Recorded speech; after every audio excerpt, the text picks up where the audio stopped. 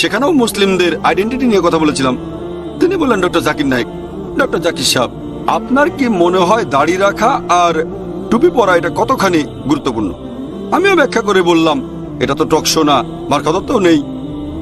তাই শাহরুখ খানের কাছে ব্যাখ্যা করতে বাধা থাকলো না, কেউ আমাকে বাধা দিল না। আমি তাকে বললাম, ধরুন আপনি কোনো পরীক্ষা দিচ্ছেন, হয়তো একটা প্রশ্নের জন্য 1 নম্বর, কোনো প্রশ্নে 10 নম্বর, কোনো প্রশ্নে 20 নম্বর। মুসলিম আইডেন্টিটি, মাথায় টুপি আর মুখে দাড়ি, যদিও এটার গুরুত্ব সবচেয়ে বেশি নয়, তারপরে গুরুত্ব আছে, ধরলাম সেটা 1 নম্বর। আসলে হলো ব্যবহার, সৎভাবে চলাফেরা করা, সত্য কথা বলা, ইসলামের এইসব নির্দেশ, এটার জন্য হয়তো 10 নম্বর অথবা 5 নম্বর। তাই যদিও দাড়ি রাখাটা সবচেয়ে গুরুত্বপূর্ণ না, এই 1 নম্বর বাদ দিয়ে আপনি 5, 10, 20 নম্বরের দিকে মনোযোগ দিতে পারেন। কিন্তু কেউ যদি পরীক্ষায় লেটার মার্ক পেতে চায়, সে 1 নম্বরও পাওয়ার চেষ্টা করবে। যেমন ধরুন আমরা যখন মেডিকেল কলেজে পরীক্ষা দিতাম, সেখানে অর্ধেক নাম্বারও পাওয়ার চেষ্টা করতাম। চেষ্টা করছেন 90-এর উপরে পাবেন, কিন্তু 90-এর উপরে পেতে গেলেই এটা খুবই গুরুত্বপূর্ণ। দাড়ি গুরুত্বপূর্ণ, টুপিও গুরুত্বপূর্ণ, এগুলো সুন্নতের একটা অংশ। তবে কেউ দাড়ি না রাখলে আপনি বলতে পারবেন না যে সে মুসলিম নয়, এটাও বলবেন না যে মুসলিমরা দাড়ি রাখে না, মাথায় টুপি পরে না। শাহরুখ বললেন, ও আপনি খুব সুন্দর করে বলেছেন। তিনি যুক্তিটা পছন্দ করলেন যে এটা গুরুত্বপূর্ণ, তবে হয়তো 1-2 নম্বর পাবেন। সবচেয়ে গুরুত্বপূর্ণ হচ্ছে আমল, যেমন সৎভাবে জীবনযাপন করা, নামাজ আদায় করা, শিরক না করা, এগুলো গুরুত্বপূর্ণ বেশি। আর এই কথাটা আমি আগে বলেছি যে যদি কোনো মানুষ মুখে দাড়ি না রাখে, এটা 70টা বড় গুনার মধ্যে পড়বে না। ইমাম আয-যাহাবী নামে একজন আলেম আছেন, তিনি ইসলামের 70টা বড় গুনার একটা তালিকা তৈরি করেছেন। প্রথমটা হলো শিরক, তারপর খুন, এরকম আরো অনেক। তবে দাড়ি রাখাটা সেখানে নেই। তার মানে এই না যে এটা গুনাহ নয়। অনেক আলেম বলেন দাড়ি রাখাটা সুন্নত, মুস্তাহাব, উৎসাহ দেওয়া হয়েছে। অনেক আলেম বলেন মুখে দাড়ি রাখাটা হচ্ছে ফরজ। যাই হোক, দাড়ি না রাখাকে কেউ বড় গুনাহ বলেননি, হয় এটা ছোট গুনাহ, রাখাটা গুরুত্বপূর্ণ সুন্নাহ। তাই দাড়ি না রাখলেও বড় গুনাহ হবে না। আশা করি উত্তরটা পেয়েছেন।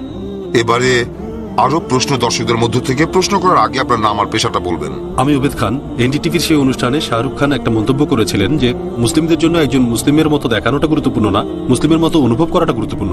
এই ব্যাপারে আপনার মন্তব্যটা জানতে চাই। মুসলিমদের মতো দেখানো, আমি বলবো এটা সবচেয়ে গুরুত্বপূর্ণ না, তবে মুসলিমদের মতো চিন্তা ভাবনা করা। এ ব্যাপারে আমি এর আগে একটা কথা বলেছিলাম যে সৎ হওয়াটা বেশি গুরুত্বপূর্ণ দাড়ি রাখা আর টুপি পরার চেয়ে। তবে সৎ হওয়ার পাশাপাশি দাড়ি রাখা আর টুপি পরা, দাড়ি না রেখে সৎ হওয়ার চেয়ে অনেক বেশি ভালো। আর যে মুসলিম হিসেবে গর্বিত, সে প্রকাশ করতে চাইবে যে সে মুসলিম। আমি আপনাদের একটা উদাহরণ দিচ্ছি। কেউ যখন মেডিকেল ডিগ্রি পাশ করে, সে তখন ডাক্তার হয়।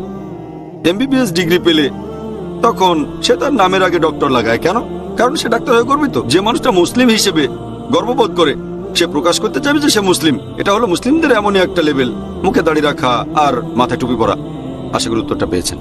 এখানে যদি পার্থক্যের কথা বলতে হয়, কোনো টিভি টক আর টিভি ইন্টারভিউ, প্যানেল ডিসকাশন আর টিভি টকশোর মধ্যে, টিভি টকে ধারাবাহিকভাবে কথা বলে যান একজন বক্তা অথবা একজন বিশেষজ্ঞ বা একজন সেলিব্রিটি।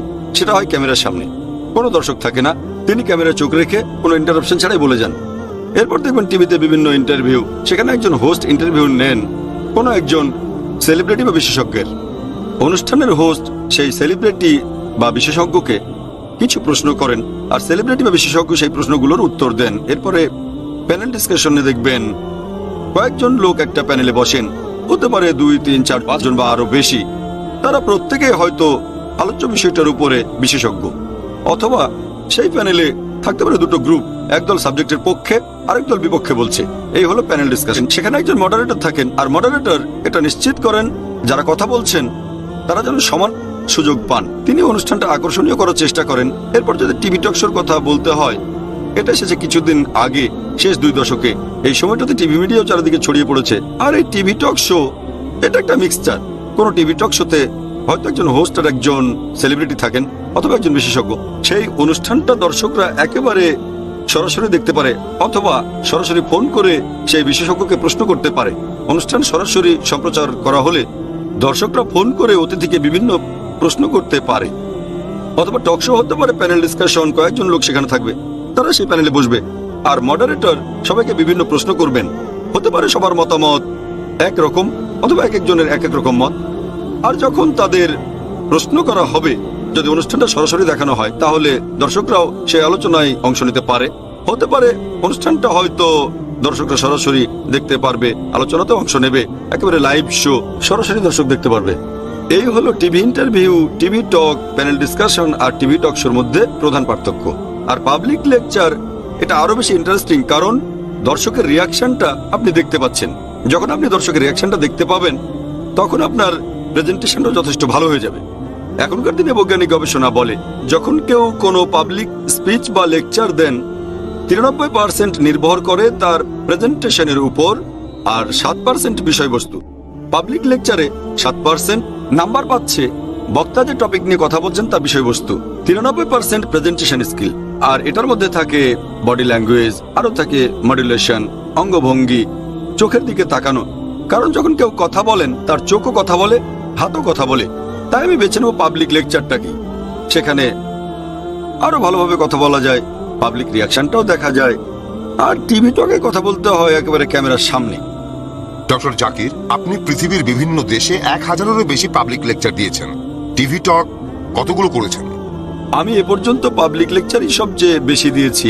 যদি টিভি টকের কথা বলেন, হয়তো কয়েকশো করেছি, সংখ্যাটা বলতে পারবো না।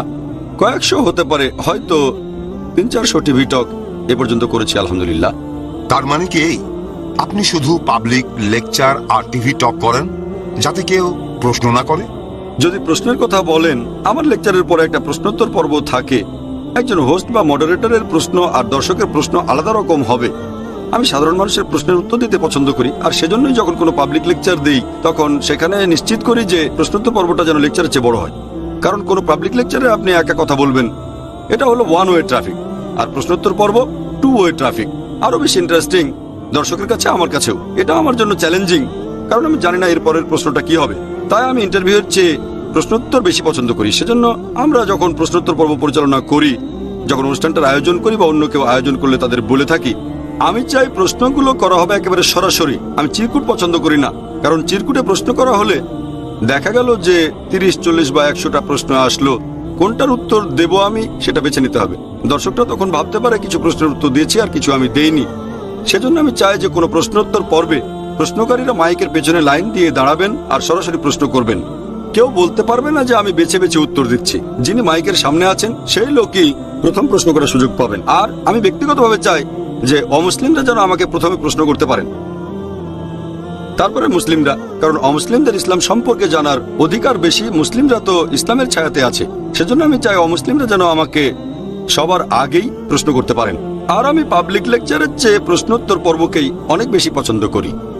তাহলে যখন টিভি টক শো দেখবেন, তখন খেয়াল করবেন যে সেই অনুষ্ঠানের প্রডিউসার আর মডারেটরের উদ্দেশ্যটা কি।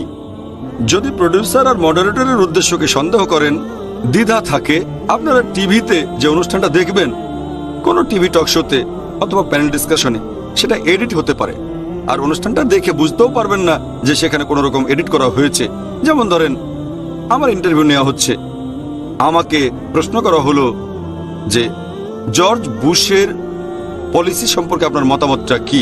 ধরেন আমি উত্তরে বললাম যে I do not agree with the policies of George Bush, কিন্তু পোস্ট প্রোডাকশনে ডু নট বাদ দেওয়া হলো এডিট করে। তখন কথাটা শুনে মনে হবে যে আমি বলছি I agree with the policies of George Bush. আসলে আমি বলেছি আমি জর্জ বুশের পলিসিগুলোর সাথে একমত নই, কখনোই। কিন্তু অনুষ্ঠানটাতে সবাই শুনবে যে জাকির নায়েক বলছে ডু নট শব্দটা এডিট করে আমি জর্জ বুশের পলিসিগুলোর সাথে একমত। আর যে লোকটার ইন্টারভিউ নেওয়া হয়েছে, তিনি যদি সেই মিডিয়ার ব্যাকগ্রাউন্ডটা না জানেন, তারপর যদি নিজের ইন্টারভিউটাও দেখেন, তিনি হয়তো ভাববেন ও আমি ভুল করেছিলাম, আসলে ভুল করে কথাটা বলে ফেলেছিলাম, I agree with the policies of George Bush. যদি তাকে তার ইন্টারভিউটা দেখান, যদি তিনি না জানেন পোস্ট প্রোডাকশনে কিভাবে করা হয়, তখন তিনি ভাববেন আমি ভুল করে ফেলেছি। আসলে কিন্তু তিনি ভুল করেননি। এজন্য কোনো অনুষ্ঠানের প্রডিউসার বা মডারেটরের উদ্দেশ্যটাও খুবই গুরুত্বপূর্ণ। আর এখানে যেটা করা যায়, একটা প্যানেলের ভিডিওর সাথে আরেকজনকে দেখানো যায় যিনি এই প্যানেলের কথার সাথে একমত না। তখন এভাবেও দেখানো সম্ভব যে তিনি যেগুলো মানেন না সেগুলো তো মাথা নাড়ছেন। হ্যাঁ, সেজন্য প্যানেল ডিসকাশনে বিপদ আরো বেশি, টিভি ইন্টারভিউতে সে তুলনায় বিপদ কম। সেজন্য আমি সবচেয়ে বেশি পছন্দ করি পাবলিক লেকচার দিতে, আর TV talk, TV interview, panel discussion বা টিভি টক শো একটু কম পছন্দ করি। তবে এই তিনটার মধ্যে আগেও বলেছিলাম আমি বেছে নেব টিভি ইন্টারভিউ, কারণ সেখানে এডিট হওয়ার সম্ভাবনা কম।